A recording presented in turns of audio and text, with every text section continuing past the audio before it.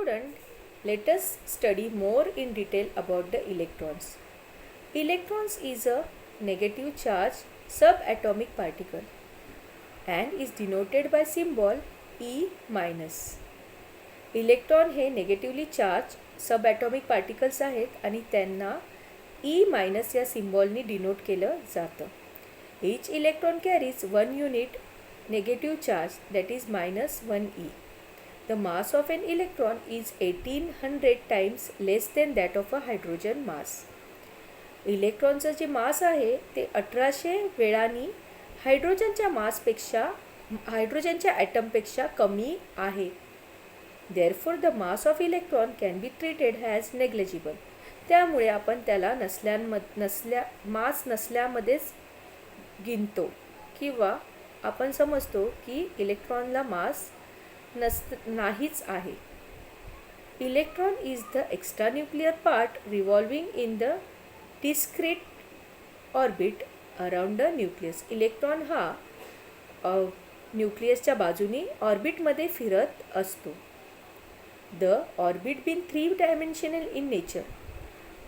Orbit हे 3 dimensional असतं आणि term shell is use instead of orbit. त्यामुळे त्याला शेल हे ऑर्बिटपेक्षा बोललं जातं. The energy of an electron is determined by the shell in which it is present. इलेक्ट्रॉनची एनर्जी त्याच्या शेलवरनं डिटरमाइंड होते, म्हणजेच आपल्याला समजते. The number of electron in the extra nuclear part is equal to the number of proton in the nucleus. Electrons जेवढे असतात तेवढेच protons असतात न्यूक्लियसमध्ये. प्रोटॉन्स हे पॉझिटिव्ह पार्टिकल्स आहेत तर इलेक्ट्रॉन्स हे निगेटिव्ह पार्टिकल्स आहेत. म्हणजेच प्रोटॉन्स आणि इलेक्ट्रॉन्स एकमेकांना कट होऊन काय बनतं तर बघा, therefore the electrical charge are balance and the atom is electrical neutral. Negative आणि पॉझिटिव्ह पार्ट कट केल्यानंतर तो जो ॲटम आहे तो न्यूट्रल बनतो, म्हणजेच ना पॉझिटिव्ह चार्ज ना negative charge. The mass of an electron being negligible, therefore the mass of an atom is mainly due to the proton and neutron in its nucleus.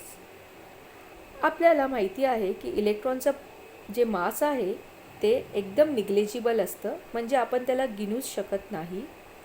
मग जे मास ॲटमचं आहे ते आपण कसं पकडतो तर त्या प्रोटॉन आणि न्यूट्रॉन्सला ॲड केल्यानंतर जे मास येतं ते आपण ॲटमच्या मास म्हणून पकडतो.